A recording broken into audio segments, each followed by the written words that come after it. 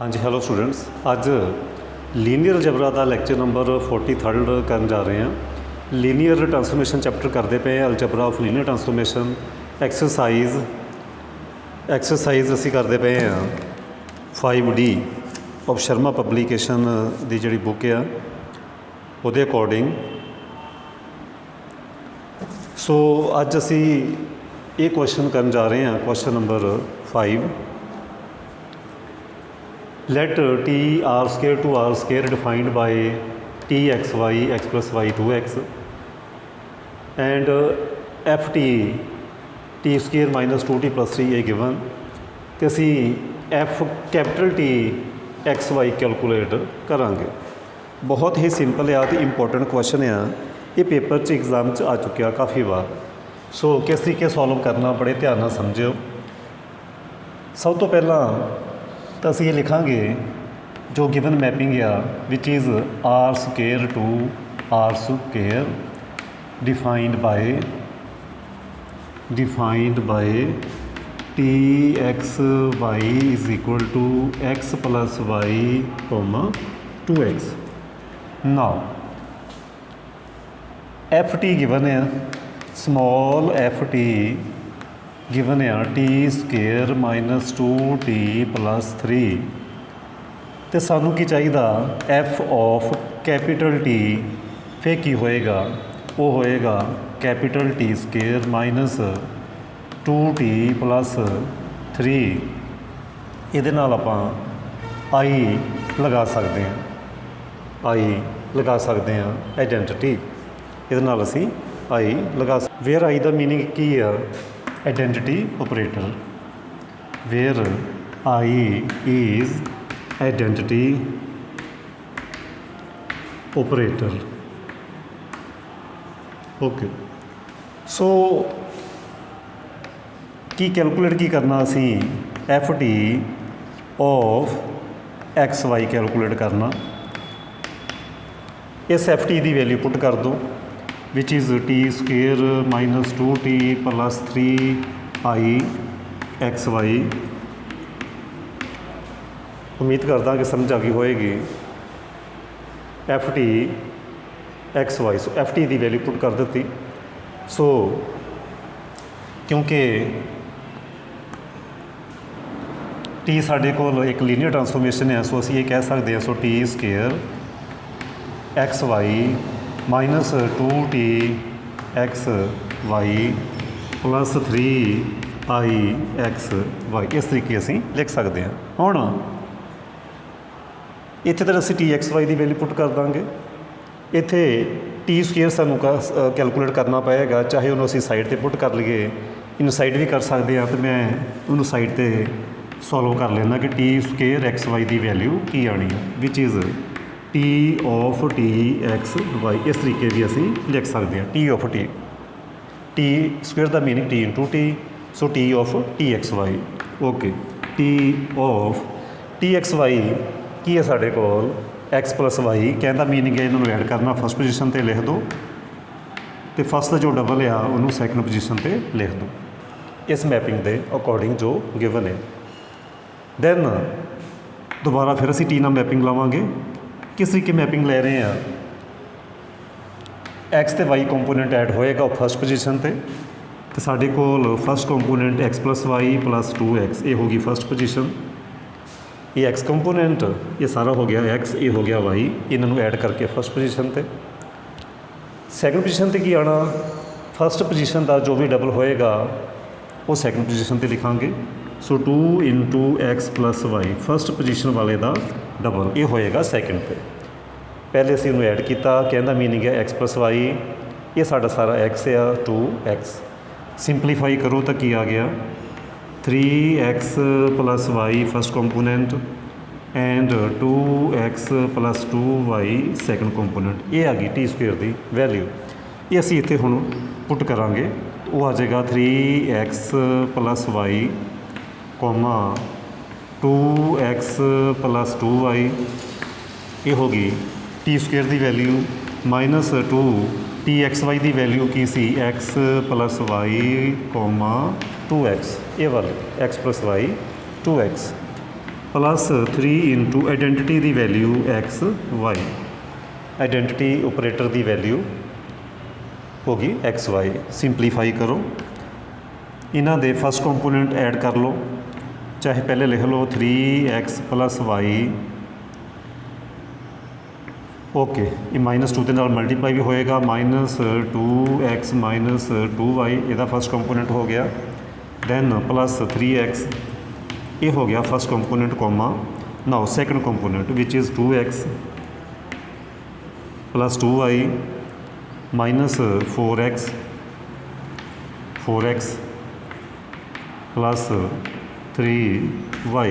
Now simplify करो, वो आ जाएगा 3x minus 2x x Y 3x तो 3x 6x 6 चो 2x माइनस करोगे 4x y minus y comma 2x minus 2x 2y 3y 5y। So ये आ गया आंसर।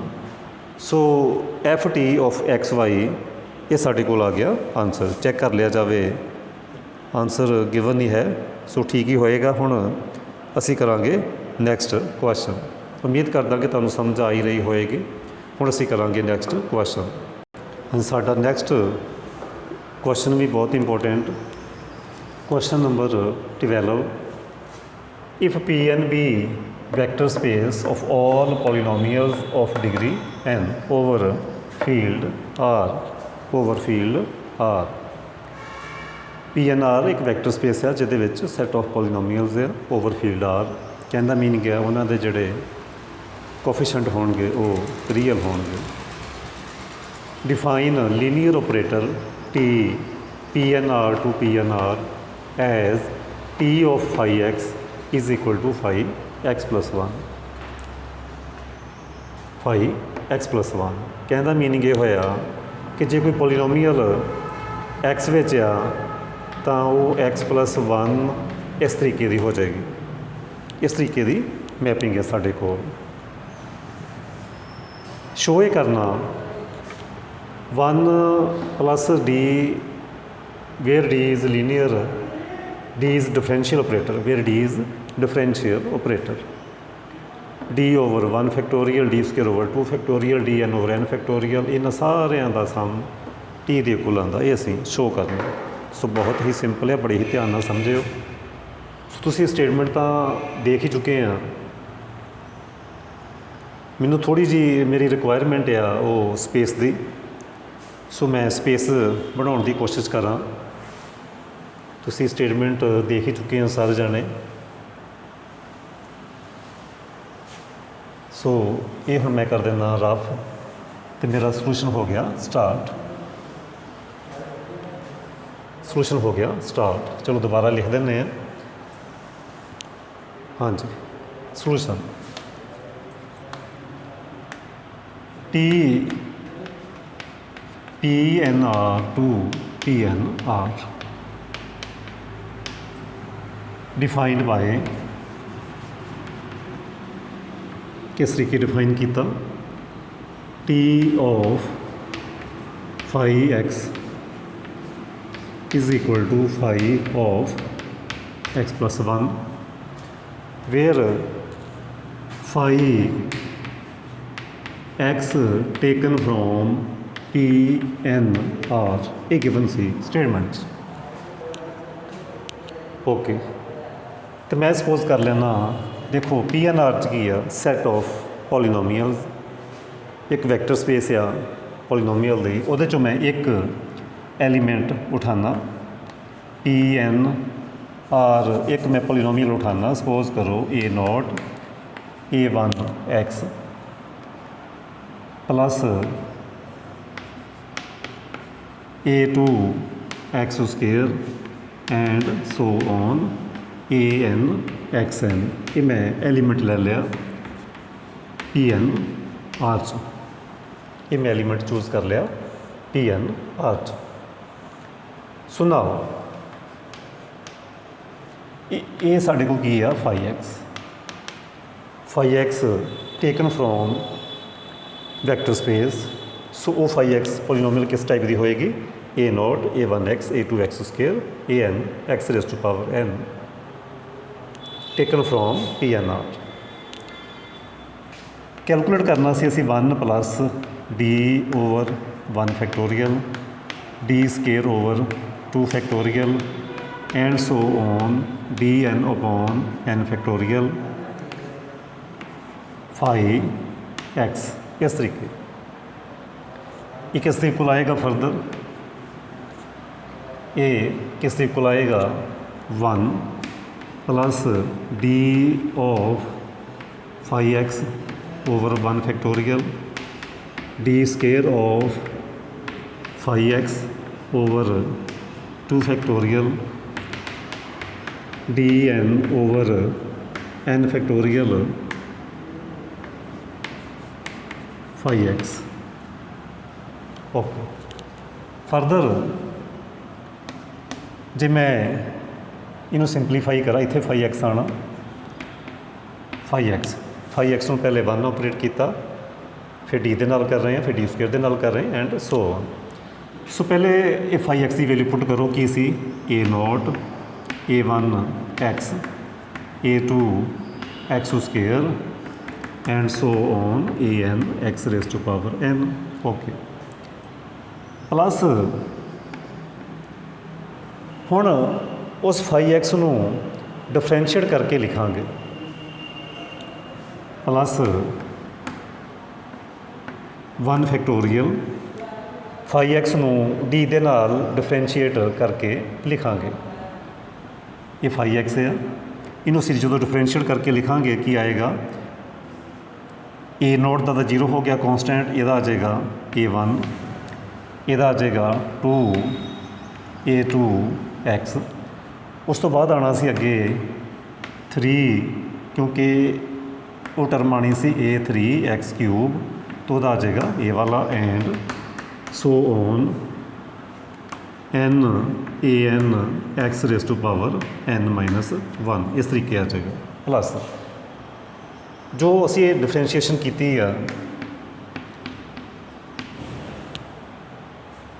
हुण फाई एक्स का असी सैकेंड डेरीवेटिव करांगे। ये सी मेरे को फाई एक्स बड़े ध्यान समझना ये वह हो गया डिफरेंशिएशन डी हो गया। यदा जो फर्दर कर दिए जिदा यदा डी 0 हो गया यदा आ गया 2a2 यदा की हो गया 6a3x and so on n into n minus 1 x n minus 2 and so and वाले का करांगे हुण 1 over n factorial phi x का असी nth डेरीवेटिव करना फाई एक्स का असी nth डेरीवेटिव करना। ये मेरा फाई एक्स है यदा असी nth डेरीवेटिव करांगे तो तुसीं उहदा nth ज डेरीवेटिव करोगे तो वो आएगा n फैक्टोरियल ओनली। वो की आएगा n फैक्टोरियल ओनली। तुसी कहोगे वो क्यों? बड़े ध्यान नाल गल समझिओ। सपोज करो तुहाडे कोल x रेज़ टू पावर 4 है तुसी उहदा फस्ट डेरीवेटिव करो कितना आंसर आना 4x क्यूब। तुसी उहदा सैकेंड डेरीवेटिव करो वो कितना आएगा 4 इंटू 3x स्क्वेयर। तुसी उहदा थर्ड डेरीवेटिव करो वो आएगा 4 3 इंटू 2x। तुसी उहदा फोर्थ करोगे 4 into 3 into 2 into 1 which is 4 factorial 4 factorial. कहने का मीनिंग ये कि जे तुहाडे कोल x रेज़ टू पावर 4 आ ਉਹਦੇ मैक्सीमम 4 ही डेरीवेटिव हो सकते हैं। उस तो ਜਿਹੜੇ नैक्सट डेरीवेटिव आ वो सारे 0 होणगे। y fifth derivative 0 y sixth भी 0 तो y n भी 0। जे x रेज़ टू पावर 4 आ तो वह फोर्थ डेरीवेटिव 4 फैक्टोरियल होएगा। ये मैं दसना चाहना हुण बड़े ध्यान नाल समझिओ। वो कि मेरे कोल D raise to power 1 over n factorial तो मैं एज इट इज़ लिख लिया तो मैं फाई एक्स का nth डेरीवेटिव करना ये मेरे को फाइव एक्स है, बड़े ध्यान नाल देख लो फाइव एक्स कितने आ, ये फाइव एक्स ही आ वाली x raise to power n का nth डेरीवेटिव n फैक्टोरीयल। जो उस तो पिछली टर्मां देखोगे एक्स स्केयर का nth डेरीवेटिव 0 आएगा, बाकी सारिਆਂ का 0 आना। सो जे तुहाडे कोल हाईएस्ट पावर 4 आ तो वह फोर्थ डेरीवेटिव 4 फैक्टोरीयल होएगा, बाकी सारे डिफरेंशिएशन 0 होणगे। सो वो n फैक्टोरीयल आ जाएगा। हुण नैक्सट स्टैप बड़े ही ध्यान नाल लिखना, ये कैंसल होके 1 ही आ जाना, कैंसल होके 1 ही आ जाना। सो हुण थोड़ा जिहा असीं अरेंज करके लिखांगे। सब तो पहला ए नॉट कित्थे कित्थे आ रहा, सिर्फ एक थां ते आ रहा इस पोजीशन ते ए नॉट प्लस A1 कित्थे कित्थे आ रहा, वो इन्हां दो पोजीशन ते आ रहा। तो जे मैं कॉमन कर ला A1 तो मेरे को की बचदा बाकी x, तो इत्थे की बचदा 1।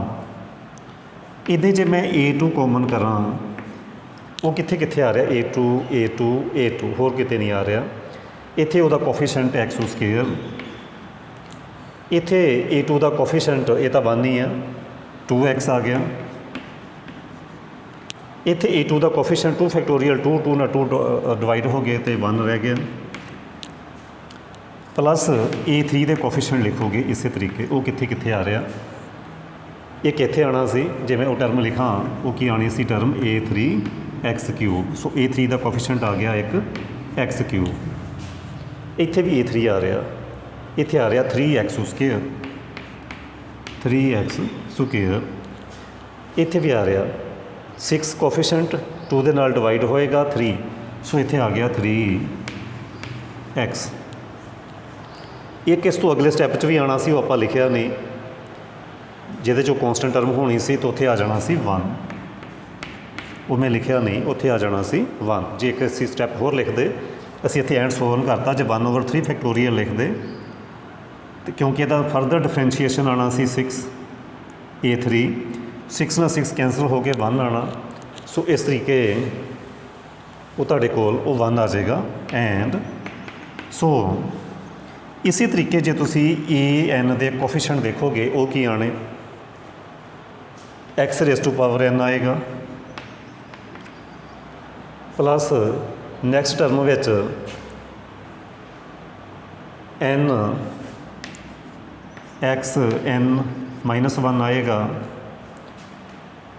उस तो अगली टर्म विच AN का कोफिशेंट इत्थे लिखना भुल गया मैं, इत्थे सी AN, वो की आएगा, वो आएगा n × n-1 over n × n-1 over 2 factorial x raise to power n-2 आएगा। एंड सो ऑन, एंड ते की आएगा, इत्थे AN भी आना सी नाल, इत्थे AN भी आना सी नाल, तो एंड ते आएगा 1। सो इस तरीके आ गया साढ़े को। उम्मीद करदा कि समझ आ गई होएगी। A naught constant term, then A1 x+1 हो गया, दैन A स्केयर वाले A³ वाले, एंड विच AN वाले, ये कोफिशेंट बचे। हुण फरदर ये की बनया फरदर, बड़े ध्यान नाल समझियो। A नॉट A1 x+1 बिल्कुल ठीक, A2 ये किस का स्केयर बन गया, प्लस A3 किहदा स्केयर बन गया, x+1 का स्केयर हो गया, प्लस इधर तुसी A3 देखोगे, A3 के नाल जो भी लिखिया वो किहदा स्केयर हो गया, वो हो गया x+1³ हो गया, ये हो गया x+1 स्केयर, ये होंदा x+1³। And so on AN जो ये है सारा, ये x+1 rays to power n है। जो तुसी बाइनोमीअल दे नाल खोलो यही टर्म आ जाएगी। सो बड़े ध्यान नाल देखो, ਇਹ ਸੀ ਮੇਰੇ ਕੋਲ ਫਾਈ ਐਕਸ। ਇਹ ਕੀ ਆ ਫਿਰ? ਇਹ ਆ ਫਿਰ ਫਾਈ ਐਕਸ ਪਲੱਸ 1। ਜਿੱਥੇ ਫਾਈ ਐਕਸ ਦੇ ਵਿੱਚ ਐਕਸ ਦਿਖਾਈ ਦੇ ਰਿਹਾ, ਉੱਥੇ ਇਸ ਸਾਈਡ 'ਤੇ ਬਾਕੀ ਸਾਰੇ ਕੋਫੀਸ਼ੀਐਂਟ ਸੇਮ, ਜਿੱਥੇ ਐਕਸ ਸੀ ਉੱਥੇ ਐਕਸ ਪਲੱਸ 1 ਦਿਖਾਈ ਦੇ ਰਿਹਾ, ਸੋ ਉਹ ਆ ਗਿਆ ਫਾਈ ਐਕਸ ਪਲੱਸ 1। ਬੜੇ ਧਿਆਨ ਨਾਲ ਸਮਝਿਓ, ਮੈਂ ਇਹਦੇ ਨਾਲ ਆਪਰੇਟ ਕਰਦਾ ਪਿਆ, ਇਸ ਆਪਰੇਟਰ ਦੇ ਨਾਲ, ਫਾਈ ਐਕਸ। ਤਾਂ ਮੈਨੂੰ ਕੀ ਮਿਲਿਆ? ਮੈਂ ਜਦੋਂ ਉਹਨੂੰ ਆਪਰੇਟ ਕੀਤਾ, ਆਨਸਰ ਮਿਲ ਗਿਆ phi X plus 1, phi X plus 1। ਅਤੇ ਫਾਈ ਐਕਸ ਪਲੱਸ 1 ਕਿਹਦੇ ਇਕੁਅਲ ਸੀ? By this mapping T of phi x ਦੇ, ਇਹ ਇਕੁਅਲ ਸੀ ਟੀ ਆਫ ਫਾਈ ਐਕਸ ਦੇ। ਉਮੀਦ ਕਰਦਾ ਕਿ ਤੁਹਾਨੂੰ ਸਮਝ ਆ ਗਈ ਹੋਏਗੀ। ਇੱਕ ਵਾਰੀ ਫਿਰ ਰਿਪੀਟ ਕਰਾਂ, ਅੰਦਰ ਮਲਟੀਪਲਾਈ ਕੀਤਾ, ਇਹ ਸਟੈਪ ਆ ਗਿਆ, ਦੈਨ ਫਾਈ ਐਕਸ ਦੀ ਵੈਲਿਊ ਪੁੱਟ ਕੀਤੀ, ਫਾਈ ਐਕਸ ਨੂੰ ਇੱਕ ਵਾਰ ਡਿਫਰੈਂਸ਼ੀਏਟ ਕਰਕੇ ਲਿਖਿਆ, ਦੈਨ ਉਹਦਾ ਫਰਦਰ ਡਿਫਰੈਂਸ਼ੀਏਟ ਕੀਤਾ, ਕਹਿੰਦਾ meaning D square, then D raise to power N, N factorial. ਫਿਰ ਅਸੀਂ ਕੋਫੀਸ਼ੀਐਂਟ ਇਕੁਏਟ ਕੀਤੇ, ਦੈਨ ਇਹ ਸਕੇਅਰ ਦੀ ਫਾਰਮ 'ਚ, ਇਹਨੂੰ ਕਿਊਬ ਦੀ ਫਾਰਮ 'ਚ, ਇਹ ਐਨ ਦੀ ਫਾਰਮ 'ਚ ਹੋ ਗਿਆ, ਅਤੇ ਇੱਥੇ ਅਸੀਂ ਪਹੁੰਚ ਗਏ। ਇੱਕ ਸਟੈਪ ਕਰਾਂਗੇ ਤਾਂ ਆਨਸਰ ਆ ਜਾਣਾ। ਲੇਕਿਨ ਲਾਸਟ ਸਟੈਪ, ਇਹ ਸਟੈਪ ਕਿਹਦੇ ਕੋਲ ਆ ਗਿਆ? ਇਹ ਸਟੈਪ ਕਿਹਦੇ ਕੋਲ ਆ ਗਿਆ? ਫਰੋਮ ਦਿਸ ਸਟੈਪ, ਇਹ ਮੈਂ ਸਟੈਪ ਦੁਬਾਰਾ ਲਿਖ ਰਿਹਾ, ਕਿਹਦੇ ਕੋਲ ਆ ਗਿਆ? ਟੀ ਆਫ ਫਾਈ ਐਕਸ ਦੇ, ਕਿਉਂਕਿ ਗਿਵਨ ਆ phi X plus 1 is equal to T of phi X. So ਜੇ ਫਾਈ ਐਕਸ ਨੂੰ ਅਸੀਂ ਨਾ ਲਿਖੀਏ, ਆਪਰੇਟਰ ਇਕੱਲਾ ਲਿਖੀਏ, ਤਾਂ ਸਾਡੇ ਕੋਲ ਆ ਜਾਏਗਾ D square over 2 factorial, D raise to power N over N factorial is equal to T, is equal to T. So ਇਸ ਤੋਂ ਬਾਅਦ ਇਸ ਸਟੈਪ 'ਤੇ ਆ ਜਾਣਾ। ਸੋ ਇਹੀ ਅਸੀਂ ਸ਼ੋਅ ਕਰਨਾ ਸੀ, ਸ਼ੋਅ ਹੋ ਗਿਆ। ਉਮੀਦ ਕਰਦਾ ਕਿ ਤੁਹਾਨੂੰ ਸਮਝ ਆ ਚੁੱਕੀ ਹੋਏਗੀ। Next question. ਹਾਂਜੀ, ਸਾਡਾ ਨੈਕਸਟ ਕੁਐਸਚਨ, ਇੱਕ ਟੀ ਮੈਪਿੰਗ ਹੈ from R square to R square define by T X Y is equal to X 0। S ਵੀ ਸੇਮ ਮੈਪਿੰਗ ਹੈ, R square to R square S X Y 0 X. ਇਹ 2 linear ਟਰਾਂਸਫੋਰਮੇਸ਼ਨਸ ਆ। Prove ਕਰਨਾ ਕਿ T S 0 ਆਉਂਦਾ, S T non 0 ਆਉਂਦਾ, T square is equal to T ਆਉਂਦਾ। So ਪਹਿਲੀ ਗੱਲ ਤਾਂ ਇਹ ਕਿ ਜਿਹੜੀ ਪ੍ਰੋਡਕਟ ਹੈ ਉਹ ਤਾਂ ਪੋਸੀਬਲ ਹੀ ਆ, ਕਿਉਂਕਿ ਰੇਂਜ, ਡੋਮੇਨ ਉਹ ਕੰਟੇਨ ਕਰ ਹੀ ਜਾਣਗੀਆਂ ਜੋ ਸਾਡੀ ਕੰਡੀਸ਼ਨ ਆ। ਜੇ ਲਿਖਣਾ ਵੀ ਹੋਵੇ ਤੁਸੀਂ ਸੋਲੂਸ਼ਨ ਫੋਰ ਪਹਿਲੇ ਐਸ ਟੀ ਜਾਂ ਟੀ ਐਸ ਪਹਿਲੇ ਕੈਲਕੂਲੇਟ ਕਰ ਲਓ ਟੀ ਐਸ, ਤਾਂ ਕੀ ਦੇਖੋਗੇ? ਰੇਂਜ ਦੇਖੋ, ਰੇਂਜ ਆਫ ਐਸ ਕਿੰਨੀ? R square is equal to domain, domain of T, ਉਹ ਵੀ R square. So T S well define ਆ, well defined so. Now T S ਐਸ ਕੈਲਕੂਲੇਟ ਕਰੋ, which is further by definition is equal to s x y, put value of s x y which is 0 x। ਉਸ ਤੋਂ ਬਾਅਦ ਅਸੀਂ T ਵਾਲੀ mapping apply ਕਰਨੀ। ਟੀ ਵਾਲੀ ਮੈਪਿੰਗ ਕਿਸ ਤਰੀਕੇ ਹੈ ਕਿ ਐਕਸ ਵਾਲਾ ਕੰਪੋਨੈਂਟ ਐਜ਼ ਇਟ ਇਜ਼, ਅਤੇ ਵਾਈ ਕੰਪੋਨੈਂਟ ਨੂੰ 0 ਨਾਲ ਰਿਪਲੇਸ ਕਰਨਾ। ਕੀ ਆਏਗਾ answer? First component as it is, ਅਤੇ ਜਿਹੜਾ ਸੈਕਿੰਡ ਕੰਪੋਨੈਂਟ ਆ ਉਹਨੂੰ ਅਸੀਂ 0 ਨਾਲ ਰਿਪਲੇਸ ਕਰਨਾ। ਫਿਰ ਦੇਖੋ, ਜਦੋਂ ਵੀ ਟੀ ਮੈਪਿੰਗ ਅਪਲਾਈ ਕਰਨੀ, first component as it is, second component ਨੂੰ ਅਸੀਂ 0 ਦੇ ਨਾਲ ਰਿਪਲੇਸ ਕਰਨਾ। ਹੁਣ ਬਿਲਕੁਲ ਇੱਦਾਂ ਹੀ ਅਸੀਂ ਕੈਲਕੂਲੇਟ ਕਰਾਂਗੇ ਐਸ ਟੀ। ਦੇਖੋ ਐਸ ਟੀ ਵੀ ਵੈਲ ਡਿਫਾਈਨ ਆ, ਐਸ ਟੀ ਵੀ ਵੈਲ ਡਿਫਾਈਨ ਆ, ਤੁਸੀਂ ਦੇਖ ਸਕਦੇ ਆ। ਤੁਸੀਂ ਫਿਰ ਐਸ ਟੀ ਹੁਣ ਕੈਲਕੂਲੇਟ ਕਰੋ, S T of X Y लिख लोगे पहले, put value of T x Y which is X 0, X 0। Now mapping S वाली अप्लाई करो, फस्ट पोजीशन ਨੂੰ 0 ਨਾਲ रिप्लेस करना, 0 लिख दो। सैकेंड पोजीशन ते की लिखना? सैकेंड पोजीशन ते फस्ट पोजीशन वाला लिखना। तो सैकेंड पोजीशन पे फर्स्ट पोजीशन वाला लिखोगे तो आएगा x which is not equal to 0। So TS 0 but ST not equal to 0। Then असी कैलकुलेट करांगे T square of XY which is equal to T of XY, put value of TXY which is x0। Again T वाली mapping असी apply करांगे। First position नू as it is लिखना, first position नू as it is लिखना, second position ते जो भी आ उन्होंने असी 0 दे नाल रिप्लेस करना। सो ये की आ गई साडे कोल, ये साडे कोल बिल्कुल x0 की आ, ये साडे कोल TXY दे इक्वल है। x0 की आ TXY, so which implies T square is equal to T. So इस तरीके ये जड़ा क्वेश्चन वो करना सी। सो जो बाकी क्वेश्चन एक्सरसाइज तुसी खुद ट्राई करोगे। In case of any problem you can call मी और यू कैन कमेंट। सो उम्मीद करदा कि तुहानूं समझ आ गई होएगी। सो ये नाल ही अपना अज का लैक्चर कंप्लीट होंदा। Thank you.